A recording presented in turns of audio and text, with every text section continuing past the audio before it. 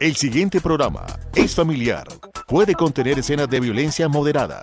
No contiene escenas de sexo. Para mayor comprensión de los menores de edad, debe ser visto en compañía de un adulto responsable.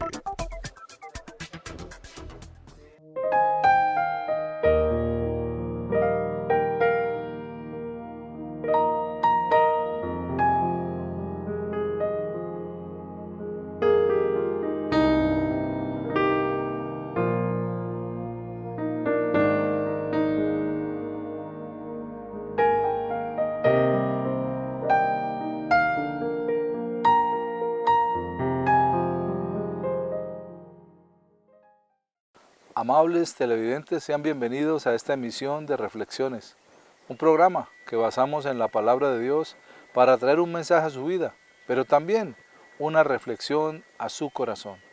En esta oportunidad el pastor Eliseo Torres ha preparado un tema el cual quiere compartir con nosotros y lo ha titulado Un pequeño fuego.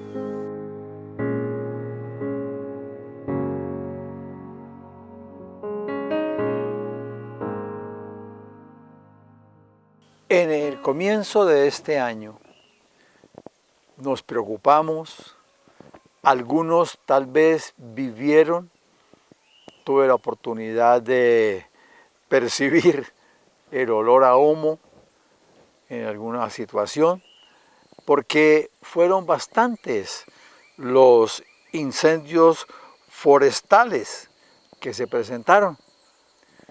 Y si nos ponemos a mirar y se ponen a investigar, hubo lugares muy importantes como los cerros de Monserrate, como el páramo de Santurbán, que sufrieron daños bien complicados. Y viene también otra investigación, ¿por qué se presentaron esos incendios? Y lamentablemente, muchas veces tuvieron que concluir que fueron manos, diríamos, criminales, manos malas, las que intervinieron en esos incendios, que aparentemente podían ser inicialmente muy pequeños, pero que después se fueron agrandando, porque todo incendio se inicia con un pequeño fuego. Y en la parte espiritual sucede lo mismo. Son pequeñas cosas las que se presentan y naturalmente viene la situación que también complica la parte espiritual. En la carta de Santiago, la Carta Universal de Santiago, hay un capítulo que en su primera parte habla de un pequeño fuego, habla de un cuerpo que puede generar un pequeño fuego. Dice, la lengua es el título de ese mensaje. No forma parte, lógicamente, del canon doctrinal, pero sí sirve de orientación para lo que hay en esa sección del capítulo. Y empieza diciendo en el versículo 2, porque todos ofendemos muchas veces. Si alguno no ofende en palabra, este es varón perfecto, capaz también de refrenar todo el cuerpo. He aquí, nosotros ponemos freno en la boca de los caballos para que nos obedezcan y dirigimos así todo su cuerpo. Mirad también las naves, aunque tan grandes y llevadas de impetuosos vientos, son gobernadas con un muy pequeño timón por donde el que las gobierna quiere. Así también la lengua es un miembro pequeño, pero se jacta de grandes cosas. He aquí cuán grande bosque enciende un pequeño fuego. Es lo que les mencionaba. Los incendios forestales se inician en pequeños fuegos y los problemas espirituales se inician en pequeñas cosas. Por eso, hoy Miremos este texto y más adelante algunos versículos más. El versículo 2 dice, porque todos ofendemos muchas veces. Si alguno no ofende en palabra, este es varón perfecto, capaz también de refrenar todo su cuerpo. La persona muchas veces, sin darse cuenta, utiliza expresiones que a una persona le pueden incomodar, le pueden ofender. Y creo que nadie de nosotros pueda decir en este momento, yo no he ofendido a nadie. Yo a nadie he molestado con mis palabras, porque aún en el tono de voz podemos ofender y podemos causar molestia. Y por eso el escritor de la carta dice, es varón perfecto. Y la perfección no la tenemos, no la vamos a alcanzar por nuestra naturaleza humana. Perfecto, solo uno, Dios.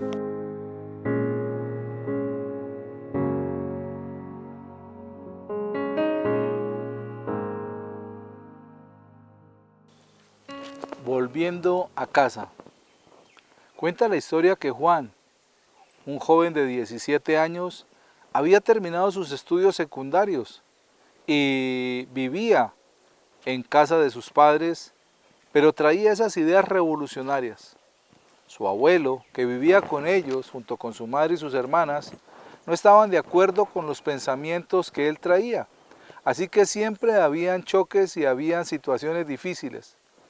Finalizando el año, Juan tomó la decisión de irse de su casa. Empacó todas sus cosas y en la madrugada de ese día se fue a la estación del tren y cogió un rumbo desconocido. El abuelo y el padre se sintieron frustrados por lo que él había hecho, pues les había dejado una carta diciendo que debido a esos pensamientos obsoletos que sus padres y su abuelo tenían y sus hermanas, él se iba de la casa.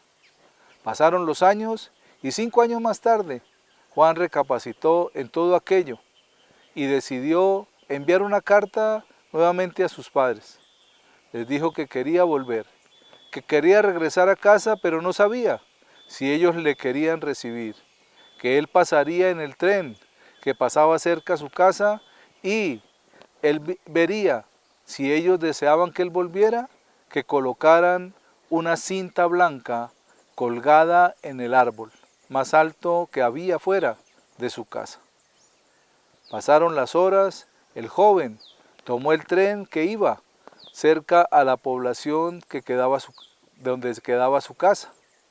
Cuando el joven iba en el tren, faltaban pocos recodos para llegar y pasar por frente del lugar donde vivían sus padres. Así que tenía mucho temor y mucho miedo de no ver ningún listón colgado en el árbol. Así que le dijo al compañero de viaje, un hombre que estaba sentado al lado de él, que por favor, en el tercer recodo que iba el tren a llegar, mirara si había en un árbol grande un listón colgado color blanco. Cuando el tren pasó por ese lugar, Juan tenía cerrados sus ojos y tapado con sus manos. El hombre que viajaba junto a él le dijo, alégrate joven, porque ese árbol no solamente tiene uno, está lleno de listones. Y hay una frase que dice, tus padres y tu abuelo te esperan. El joven llegó hasta la estación y muy alegre por el recibimiento que iba a tener en su casa, volvió junto a sus padres y su abuelo que le esperaban con cariño. Muchas veces sucede.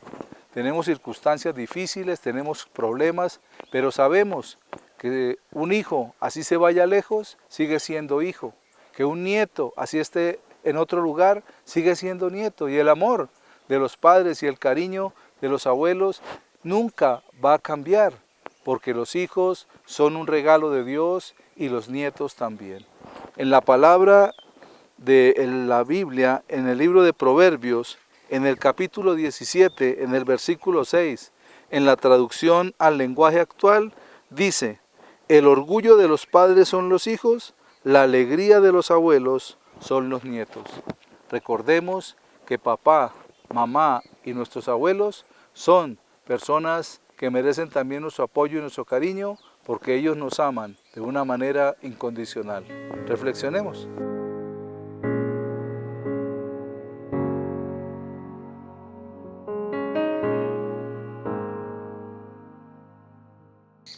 Ahora, también ese pequeño miembro que se llama lengua requiere un control.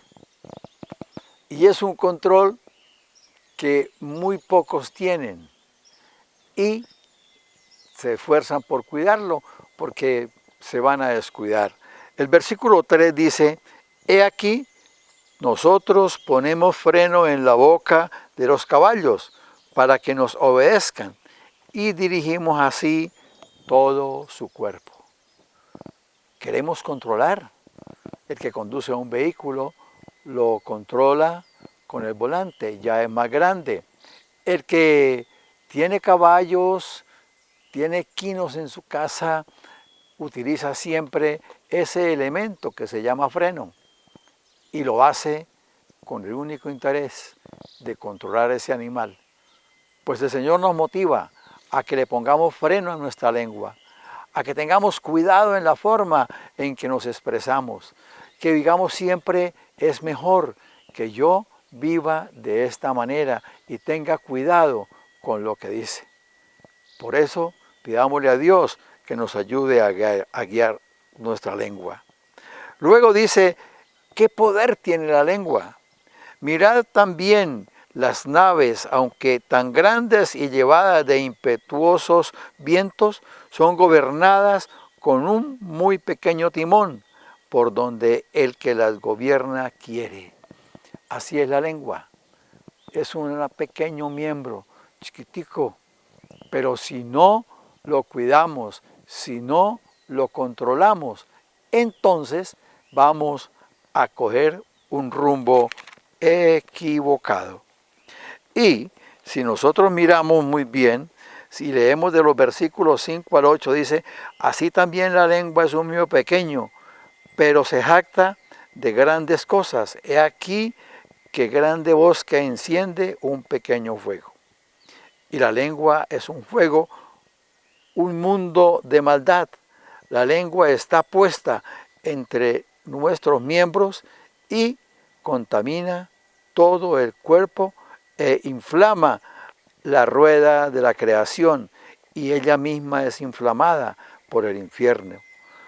Entonces tenemos que tener cuidado porque la lengua siempre estará a la disposición de decir, de repetir cosas, de pronunciar situaciones en las cuales tenemos grandes dificultades, grandes problemas. Y sigue diciendo, ahora el Señor nos da el oficio que le debemos dar a la lengua. En el versículo 9 en adelante, dice entonces el Señor, con ella bendecimos al Dios y Padre y con ella maldecimos a los hombres que están hechos a la semejanza de Dios. De una misma boca procede bendición y maldición. Hermanos míos, esto no debe ser así. ¿Acaso alguna fuente hecha por una misma abertura agua dulce y amarga? Hermanos míos, ¿puede acaso la higuera producir aceitunas o la vid higos? Así también ninguna fuente puede dar agua dulce y agua salada. Es entonces el oficio de la lengua, el destino de la lengua. La lengua está para bendecir, para orientar, para decir cosas buenas, para ser portadores de buenas noticias. Digámosle al Señor que nos ilumine para que nuestro mensaje sea siempre el mensaje que el Señor ha querido que haya en nuestros labios, de cosas verdaderas, de cosas justas, de cosas buenas, de cosas que merecen buen nombre y que hay que exaltar. Que la lengua no sea un fuego que hace arder el cuerpo para mal, sino que lo vivifica para bien.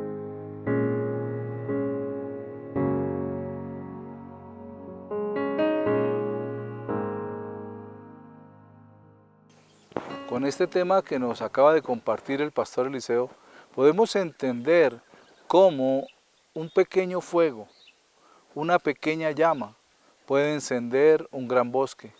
Y comparado, o la comparación mejor que hace el apóstol Santiago con la lengua, nos lleva a entender que nuestra boca debe estar dispuesta siempre a refrenar nuestra lengua. Aunque la lengua está metida en 2 cerrojos, siempre lo he dicho, los dientes y los labios, es muy pronta para hablar y es muy pronta para soltar a veces maldiciones. Refrenemos ese pequeño fuego que es la lengua y aprendamos a hablar con bendición y con palabras que edifiquen a los que oyen. Vamos a un pequeño corte de comerciales y ya regresamos con reflexiones.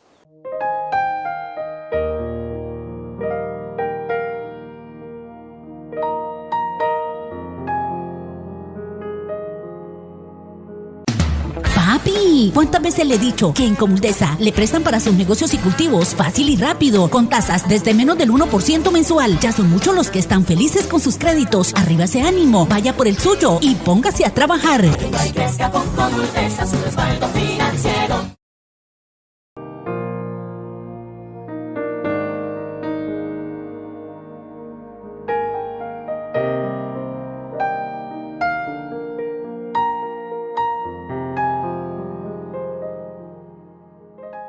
Continuando en esta oportunidad con nuestro programa, el tema que quiero compartirles lo he titulado El hombre insensato. Quédese con nosotros.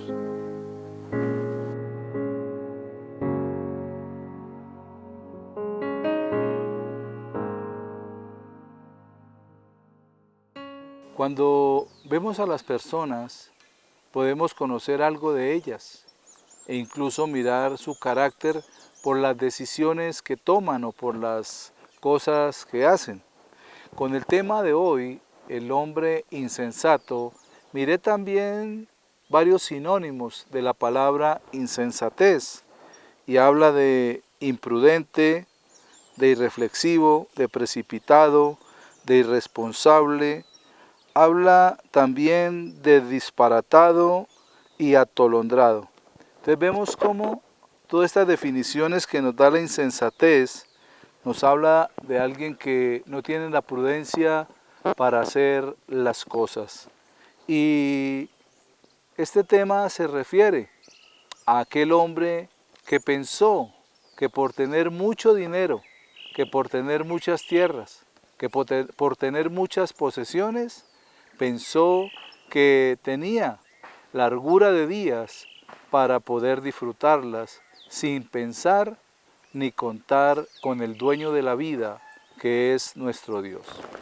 En el Evangelio según San Lucas, en el capítulo 12, en los versículos del 15 al 18, dice la palabra del Señor. Y les dijo, mirad y guardaos de toda avaricia, porque la vida del hombre no consiste en la abundancia de los bienes que posee. También les refirió una parábola diciendo, la heredad de un hombre rico había producido mucho, y pensaba él dentro de sí, diciendo, ¿qué haré? Porque no tengo dónde guardar mis frutos.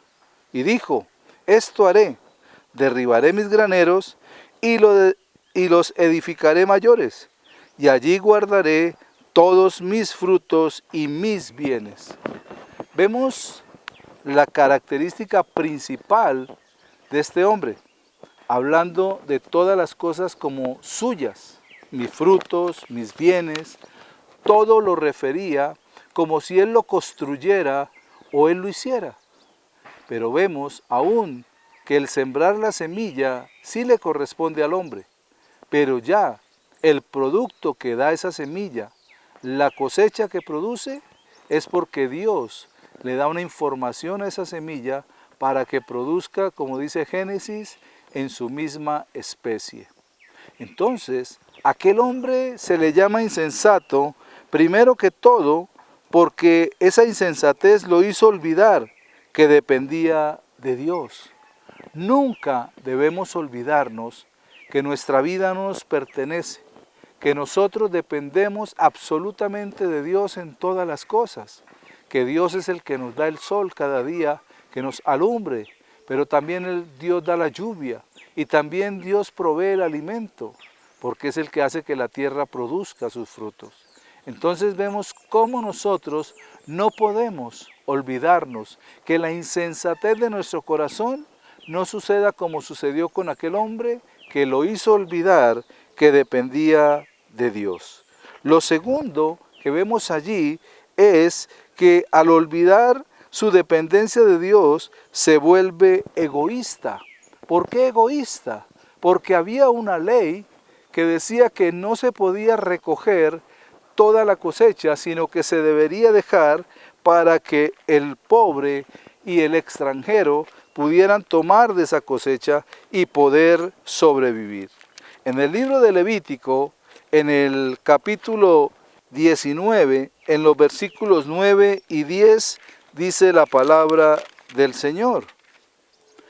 Cuando seguéis la mies de tu tierra, no segarás hasta el último rincón de ella, ni espigarás tu tierra segada, y no rebuscarás tu viña, ni recogerás el fruto caído de tu viña, para el pobre y para el extranjero lo dejarás, yo Jehová vuestro Dios.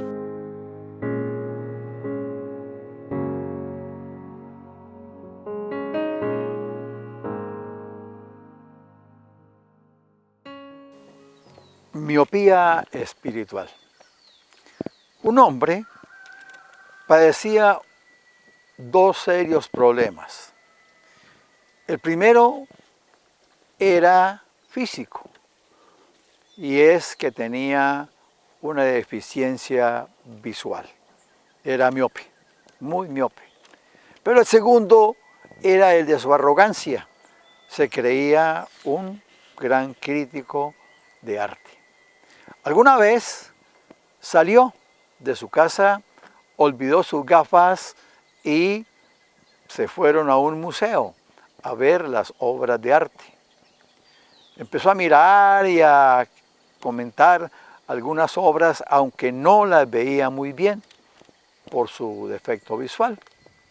Pero en un momento dado se paró frente a un cuadro y empezó a criticarlo, a hablar de la presentación que le había dado en su momento el artista, y empezó a criticar la presentación de la persona que estaba en ese cuadro, porque él pensó que era un cuadro de cuerpo entero. Criticó su vestido, criticó sus zapatos, criticó su peinado, hasta que en un momento, digamos que especial, su esposa pudo hacerse al lado de él y corriéndolo hacia un lado le dijo suavemente al oído: amor, estás frente a un espejo. Muchas veces las personas criticamos y comentamos sobre cosas que no hemos visto bien o que son solamente una apariencia, pero nunca nos detenemos a mirar profundamente. El Evangelio de San Mateo en el capítulo 7 dice: ¿por qué miras la paja que está en el ojo de tu hermano y no echas de ver la viga que está en tu propio ojo? Es la situación para cada uno de nosotros. Reflexionemos.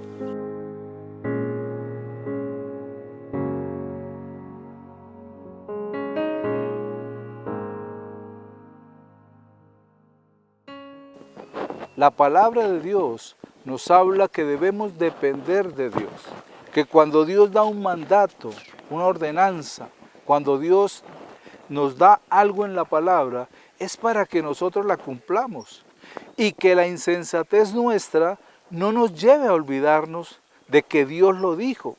Y parece ser que este hombre, que era judío, lo que está hablando aquí la palabra, se había olvidado de tener misericordia, se había olvidado de no recoger toda su cosecha, porque la palabra dice en el versículo 18 del capítulo 12 del Evangelio de Lucas: y dijo, esto haré, derribaré mis graneros y los edificaré mayores, y allí guardaré todos mis frutos y mis bienes.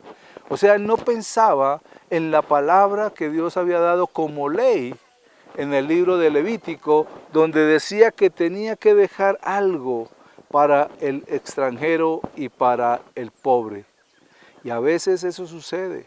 Nos olvidamos de los demás cuando tenemos abundancia, cuando estamos rodeados del buen fruto, de las buenas cosas. Y a veces se nos olvida que otros tienen necesidad, porque solamente pensamos en suplir lo que a nosotros nos falta y no en lo que a otros también les puede faltar. Luego, en el capítulo 12, en los versículos del 19 al 21, termina diciendo el Señor Jesús: y que lo que el rico dijo, y diré a mi alma, alma, muchos bienes tienes guardados para muchos años. Repósate, come, bebe, regocíjate. Pero Dios le dijo, necio, esta noche vienen a pedirte tu alma, y lo que has provisto, ¿de quién será? Así es el que hace para sí tesoros, y no es rico para con Dios. Entonces, lo siguiente que vemos en este proceso de la palabra de Dios es que el hombre ahora quiere engañar a su alma. Sabemos que en el alma están las emociones, las decisiones, los deseos, los pensamientos, la mente, el corazón, y no se alimenta de cosas materiales. Y este hombre le está diciendo ahí en el versículo 19, y diré a mi alma, alma, muchos bienes tienes guardados para muchos años, repósate, come, bebe, regocíjate. El alma no come ni bebe, es el cuerpo.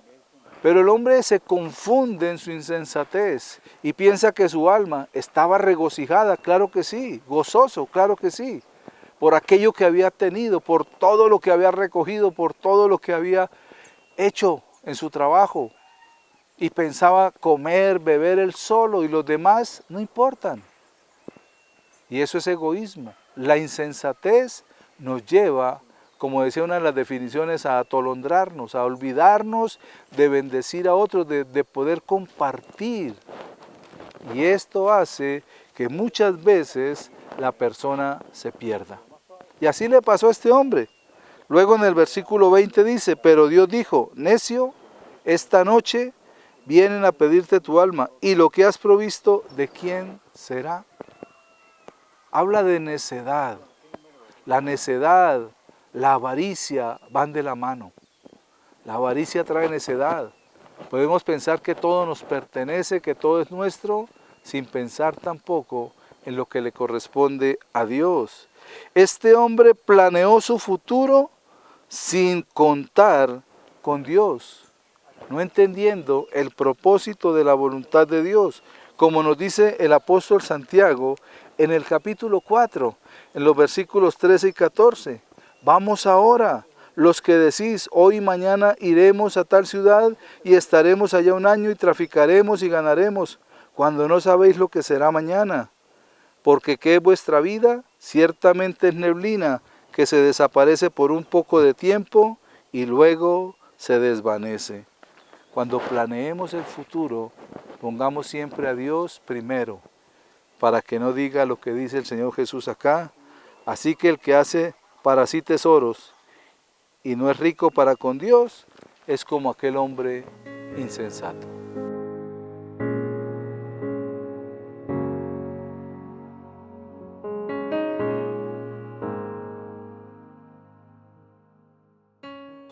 Cuando nuestro corazón se inclina a Dios, la insensatez empieza a desaparecer de nuestra vida y nos volvemos sensatos, sobrios, entendidos.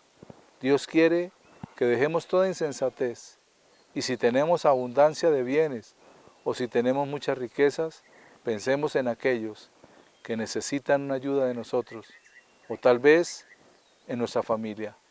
Pero siempre pensemos primero que Dios es el dueño de todas las cosas y que cuando partamos de este mundo, nada llevaremos, porque desnudo vinimos y desnudo nos iremos.